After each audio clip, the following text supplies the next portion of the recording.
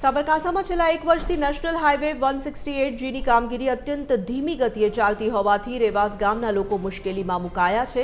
Highway પર આડેધડ ખોદકામ અને ડાયવર્ઝનના અભાવે અકસ્માતોનું પ્રમાણ વધ્યું છે, જેમાં તાજેતરમાં જ 4 લોકોના મોત નીપજ્યા હતા।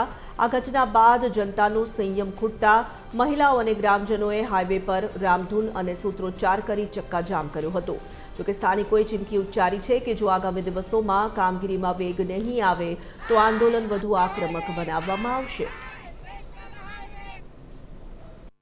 કોન્ટ્રાક્ટરોને કહેવા માટે જઈએ છીએ તો અમને ધમકી આપે છે અને કામગીરી ઝડપથી કરતા નથી અને ધીમે ધીમે કરે છે।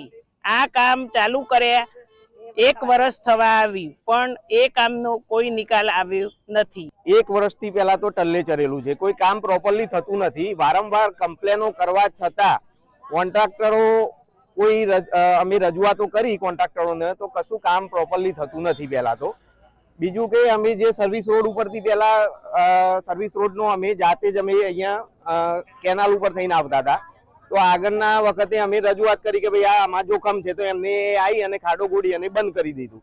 હવે બાજુમાં ડીપીના બાજુમાંથી રસ્તો કાઢ્યો છે, તો એ જોખમ નથી। નેશનલ હાઈવે રોડ બની રહ્યો છે, તેની આજુબાજુ ગટર લાઈન છે।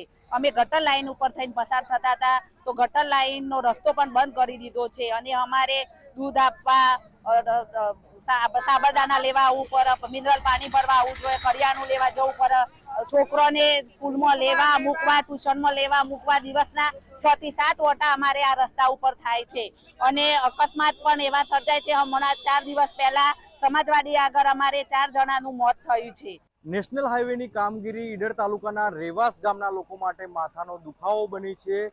રેવાસ ગામના લોકોએ આજે હાઈવે બ્લોક કરીને ભારે વિરોધ નોંધાવ્યો છે। બંને તરફથી હાઈવે બ્લોક કરી દેવામાં આવ્યો છે ને ગ્રામજનો છે તે રસ્તા ઉપર ઉતરી આવ્યા છે। મુખ્ય માંગણી છે કે યોગ્ય સર્વિસ રોડ બનાવવામાં આવતા નથી। આ ઉપરાંત હાઈવેની કામગીરી બોગસ કરવામાં આવી રહી છે, ઠેર ઠેર ખાડા ખોદી નાખવામાં આવે છે, જેને લઈને ગ્રામજનોમાં ભારે વિરોધ જોવા મળી રહ્યો છે ને આજે ગ્રામજનો રસ્તા ઉપર ઉતરી આવ્યા હતા ને જે હાઈવે છે તે બ્લોક કરવામાં આવ્યો હતો। પોલીસ ઘટના સ્થળે પહોંચી છે અને પ્રદર્શનકારીઓને હટાવવાની કામગીરી કરી રહી છે, પરંતુ મુખ્ય માંગણી એ છે કે નેશનલ હાઈવે દ્વારા યોગ્ય કામગીરી કરવામાં આવતી નથી। મુખ્યમંત્રી સહિત ગાંધીનગર અલગ અલગ વિભાગોમાં રજૂઆત કરવામાં આવી છે, છતાં આ રજૂઆતને ધ્યાનમાં લેવાતી નથી ને આજે પરિસ્થિતિ બેકાબુ બની છે ને જે ગ્રામજનો છે તે રસ્તા ઉપર ઉતરી આવ્યા છે ને ભારે વિરોધ પ્રદર્શન કરી રહ્યા છે। નીતિન પટેલ, TV 13 ગુજરાતી, સાબરકાંઠા।